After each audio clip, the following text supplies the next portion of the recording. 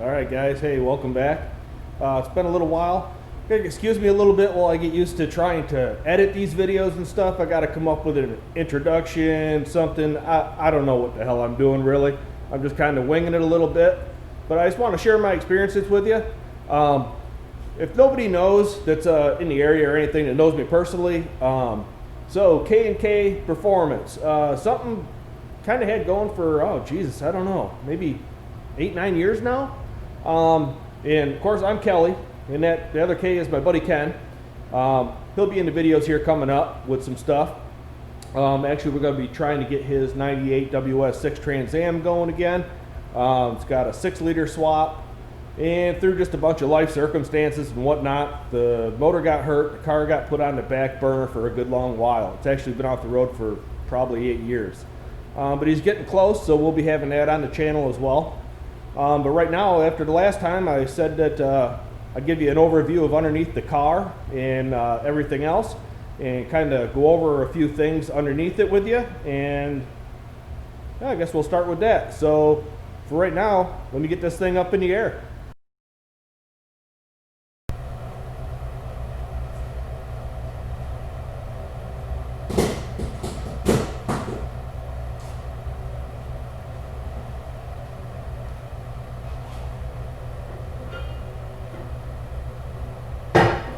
Guys, anybody has a garage, words of advice. After years and years and years, get a lift. Best money you ever spent. I wouldn't know what to do without this thing at this point. It has been phenomenal. And it makes things so much easier. Although it did take me a while to get used to working under it. You know, you got to develop a little bit of trust with it and how you operate it. Course, but a little common sense goes a long ways. Even though a little common sense seems to be hard to find nowadays. And up we go.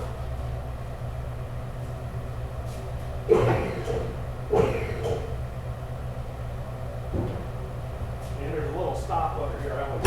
There we go. Try and make sure the arm hits the stop on the chassis.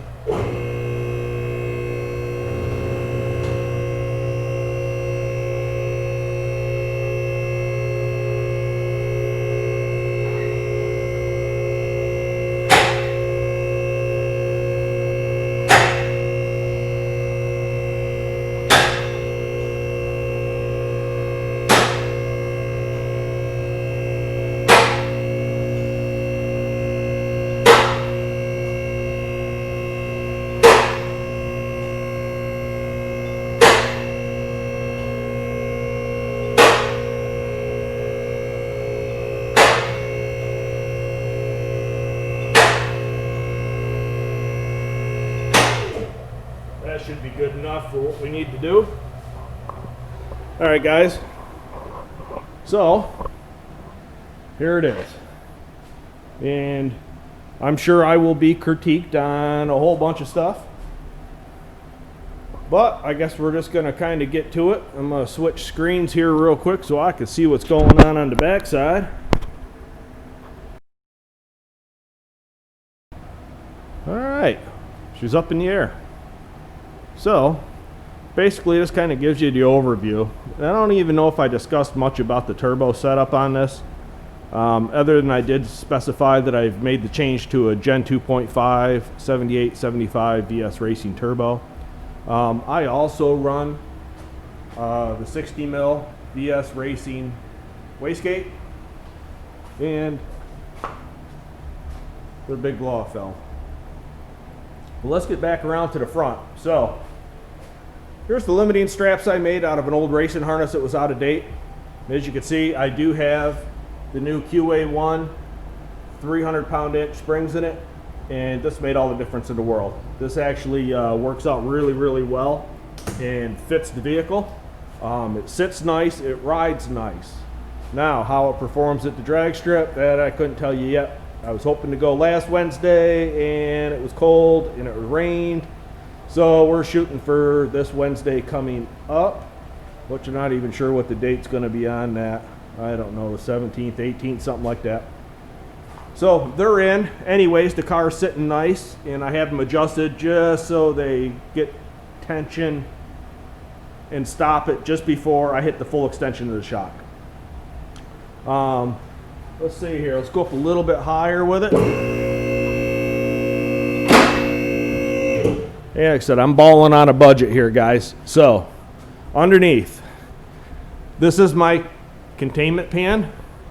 And this thing, believe it or not, well, yeah, looking at the rest of this thing, I'm sure you probably could believe it, is literally the top to a washing machine. It just worked out fantastic. Perfect shape, perfect size, and yeah, made some brackets off the side, laid some pig mat down in the bottom of it to, you know, absorb any oil if and when the rods do come out of it. Going further back on the car, you can see where I've dragged a few times, that's for sure. And got the BTE transmission, and got a blanket on it, of course. I'd like to have my feet, that's for sure. So the car is set up safe-wise. Oh, and then you can kind of see here, right? I did a little boo-boo trying to jack the car up the one day and forgetting that I had the pan on it. So I made this little bracket right here, a little U-bolt off a four-wheel drive Jeep, and got that put up under it. And actually, I think it's probably dark as hell under here. Let me get some light hooked up and it'll be much better.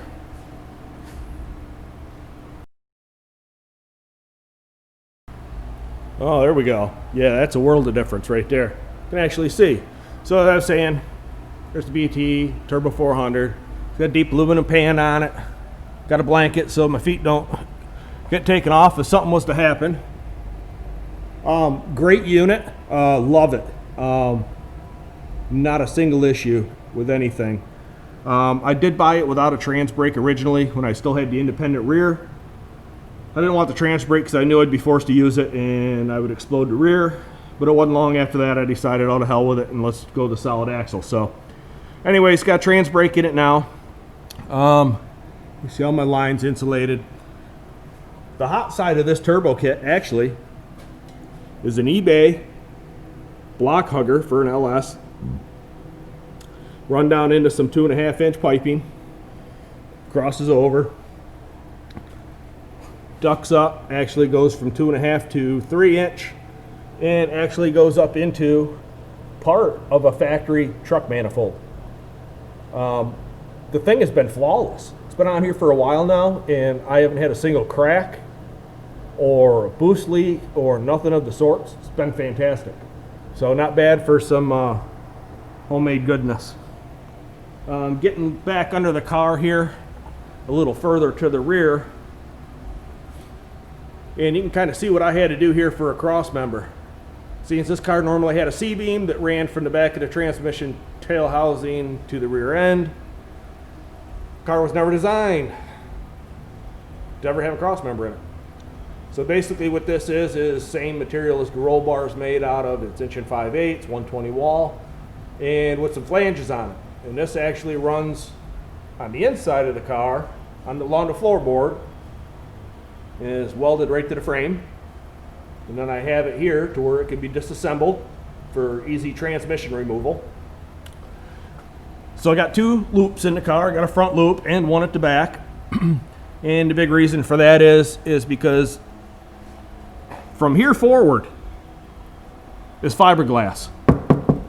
Here back is metal, although it is, oh my God, it's thin as could be. So I wanted something to protect me a little bit. If the drive shaft comes loose, it don't beat everything to death. So it does have a secondary loop in it. And also, because I'm always kind of a little nervous with the drive shaft in this car, even though it has 1350 yoke, front and back, I mean, it's a custom built shaft. I'll never break it, I don't believe, but I needed some way to protect the transmission lines. Transmission cooler used to be in the front of the car. I've moved it to the rear. So I essentially kind of just had an old set of headers laying around that I chopped up and kind of just made this piece of pipe here that actually contours to the way the pan of the floor is. and I've run both of my lines through that, and they're protected with radiator hose on each end, and it comes back to transmission cooler. So that's worked out well. I feel much better with it being in the back of the car. If something were to happen, it's not directly under the tires. And if the drive shaft wants to spit and worst case scenario were to happen, at least I got those lines protected in something that's not going to tear them off. They're well protected. Coming even further back, so I really said this car has 8.8 out of a New Edge GT Mustang, and it still has the stock 327 gear in it. There's nothing fancy at all. And actually, I mean, this car being light and with the turbo, I mean, it likes a little load on it. The gear works really, really well. And I'm hoping this gets me through the quarter mile now. It's got a set of Viking Crusaders on the back, double adjustable, and it has a 100-pound spring or 110. I don't recall what I got put on it now. But this was all kind of made in-house here, and bought brackets and just kind of started measuring and putting things up in there and making shit work, essentially. And it was a little odd because of the way the car is laid out, but did my own arms, and actually the brackets for the 4-link part in the front of the car actually bolt into factory locations. So I just took the plates, sandwiched them, made a real heavy duty back section, and they actually used the factory mounting to the tub of the car, which worked out very, very well. Other than that, nothing too fancy to locate the back of the car. Like I said, I had to run a wishbone. And as you can see, there's not a whole lot of distance here to run like a diagonal bar. Like I kind of initially planned on doing, it would have been super easy. But the way the car's laid out, it don't lend itself to a diagonal bar very well. So the wishbone was the way to go. And after some consensus online, asking around with some racing buddies, they said, oh, hell yeah, if you got a chance, go with the wishbone. So I made a wishbone. And most people point them forward and have the single point on the axle itself. Can't really do that in this car, so I ran mine backwards. Accomplishes the same thing. I got no rear end movement at all. As solid as could be.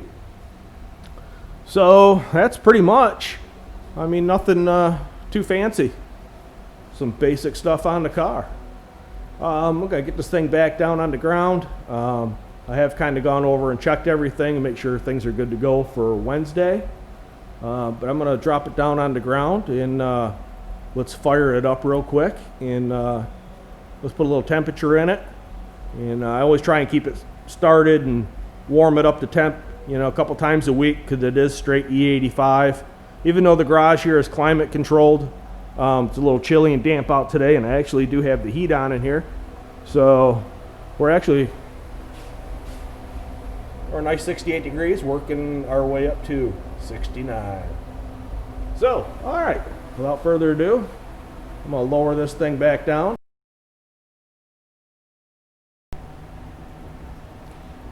Hey, just before I have this thing hit the ground, I kind of want you guys to see like how much extension I do have. So the tire is just barely off the ground right now. You can kind of see how far out that spring is. And we're going to go ahead and we're going to lower her down the rest of the way here.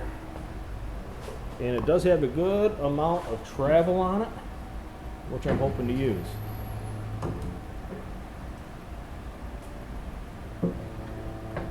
There we go. Sits down pretty dang good.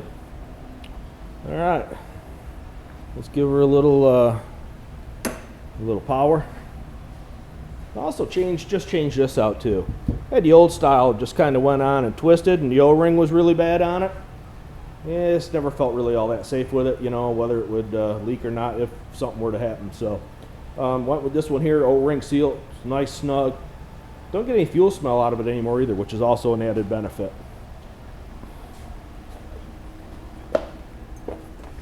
So let's see, we are in neutral now, just to be safe. Always put it in park. Give her a little rock test to make sure she's good. Give her some juice there. Let's get the Holly fired up. We'll give her some fuel pressure and ignition.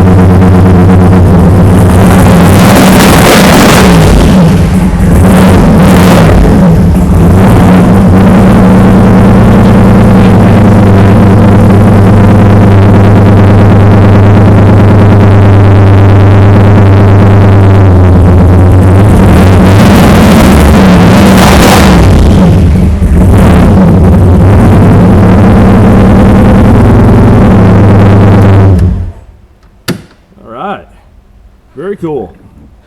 Always like making noise. I'm sure my neighbor next door, he's gotta love me. I swear. But I was taking it pretty easy on it. Kind of knocked my insulation back up for my attic crawl space, but yeah, you really hammer down on it to get to cracking. I mean, I'm blowing shit off the walls, the ceilings in here with it, if you get her popping really good. So yeah, man, I guess that's about it. I ain't got a whole lot much more to say. I do want to unpack the parachute, and it's not good just leaving packaged up all the time, so make sure I want to get that out, get it stretched out, repack it, so I'm good to go. Should never need it at the 8th mile track I'm going to, but hey, something were to happen, a little something's better than nothing. And oh yeah, so kind of give you a little tour around the garage itself. So this was after wanting for a long time. And if anybody has noticed this guy in the background, this is my father. This is the man that well, gave me the disease of going fast and loud and everything else. Wish he was here today. Unfortunately, he passed away in 2014. But he's always with me. He's always in the garage. He's always watching over me. And he's always got the same look on his face, which seems somewhat approving. So I'll go with that. Kind of up top here, this is just some stuff from the past. As you can see, I was a diehard Mustang guy. Not really into the old ones or the brand new ones, but I did like a Fox body, and I always wanted an 03 Cobra, which I did actually buy and had for, oh geez, I don't know, 7-8 years or so. Don't remember now. But I sold that probably going on 2 years ago to a nice young man, lives down in South Florida, by the name of Chris, who's done wonderful things with the car and takes very good care of it. I don't know how good you guys can see that one up there, but that was from a half-mile event in Ocala, Florida, with, what the hell is it, Go Fast. And I love that picture there because it shows me out ahead of a yellow Lamborghini, which is awesome. Some other stuff. Actually, this here is the back off of the race car. When I first got it, as you can tell, listen, I wasn't ruining this thing by taking the body off. It was the best thing I ever did because it was bad. And this was one of the better parts on the car. The wing, that used to be like way up out here. And that lasted one trip to the drag strip. on a, crap, I think a mid 10-second pass, and it folded up. The way I had it mounted on stays, it folded up. But Cone Crusher was the name of this car when I was autocrossing it. This is what everybody knows the car by, which I've never really changed the name. I guess now it's just, I don't know what to call it now. Maybe just go with Crusher, which I don't know if you can get personalized antique plates or not, but I'll have to look into that. Maybe that'd be a cool one if it's not taken. But anyways, geez, autocross tires. Listen, anybody want a set of R888s mounted on Corvette wheels? They're in great shape. This set over here, the 335s, and I think those are 305 fronts or 275s, I don't remember. They are actually for the kart. When I drive it on the street, if I plan on going, you know, anywhere decent, which is actually like a, I don't know, like a knockoff wheel for like a C5 Vet. They don't look too bad. I got my old Hoosier QuickTime Pros. They're just kind of hanging out. I should just throw them away. I also own a Cadillac CTSV. These wienered out NT05Rs are mounted on 19-inch Cadillac wheels, and they have helped that car go 10.9 at 130. So they work really awesome. But I haven't been to an event with the Cadillac in quite some time. Down here you can see this is the whole independent rear suspension out of the race car, and this is a whole front clip off a later Model 1 that actually has the dual piston caliper brakes and whatnot that I'm trying to sell if anybody wants to do a resto mod project or anything. So storage, more storage, entertainment center. So we come out here once in a while, we'll put on some videos, watch a rock concert on YouTube or something like that. I have a little desk. This is my oil station here, waste oil. My drum of E85 fuel. I do not have ready access to E85 near me, so I work an hour away from where I live, so thankfully there's a place down close to there. So I just load up the drum, go down, top it off, bring it back. I'm good to go for quite some time on fuel. And I do that, loading and unloading with my 1989 Toyota forklift. It's a 3K little cushion tire truck. I actually work for Toyota Material Handling. So I've been with them for 16 years, so I'm around forklifts all day, every day. And this one came in that was gonna go to the wholesale line. It's got a lot of hours on it, but we got it cleaned up, got it painted, and I resealed the primary cylinder, the steer axle, gave it a tune up, and man, what a workhorse. And it don't take up a ton of space. Actually, you can kind of see it's not much bigger. Actually, it's smaller than my damn motorcycle until you count the forks. And this is my 2006 Suzuki M109R. Unfortunately, I don't ride it as often as I would like. This winter here has actually been really, really kind of cold, and I'm just not into the cold anymore after, you know, most of my life living in Buffalo, New York. I have no more cold blood tolerance left in me. So it sits a lot of the times, but I do go out and have fun with it once in a while with a couple buddies and ride around. Up the top, storage. Oh my God, I got bins of transmission parts. 4L60, 700R4, a ton of TH400 stuff, spare parts. Always laying around. So listen, if anybody local has a need for anything, I mean, even as far as, I got tons of stuff, steels, filters, you name it. I'm a hoarder, if you can't kind of tell. If it was any good, I'm holding on to it, which is good and bad. But anyways, guys, so that kind of fills you in a little bit more, shows you the garage. We'll have to get some footage. We'll get my partner Ken over here and introduce you to him, and we'll get some footage of his car as it sits currently. As of right now, he's got a 6th gen Z28.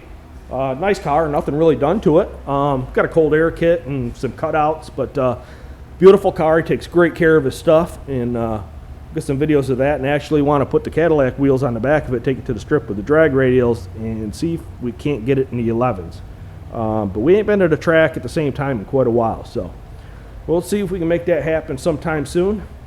But for now, guys, I guess we'll call it good there. And I'm going to try and work on some editing stuff and see if I can't come up with a better introduction, maybe a clever outro. I don't know. I don't particularly consider myself a clever guy. I see all sorts of them on YouTube with stuff. Listen, I'm just being me, for better or for worse on that one. But anyways, we'll get back. We'll get some more content out. And like I said, I'm going to improve on some sort of introduction with the logo and whatnot. And hopefully we can grow this channel a little bit. Actually get some videos of me working on stuff, fabricating stuff. And now that we got, I think, all the introduction stuff out of the way and you got the basic rundown on the car, hopefully we get you some track footage this coming Wednesday, which is the 20th. All right. So hopefully by the weekend after the 20th, I should have something going and be able to put together some footage of this thing at the track and get some work. And I'm hoping that this thing hooks and books. And we're looking to go into the 5.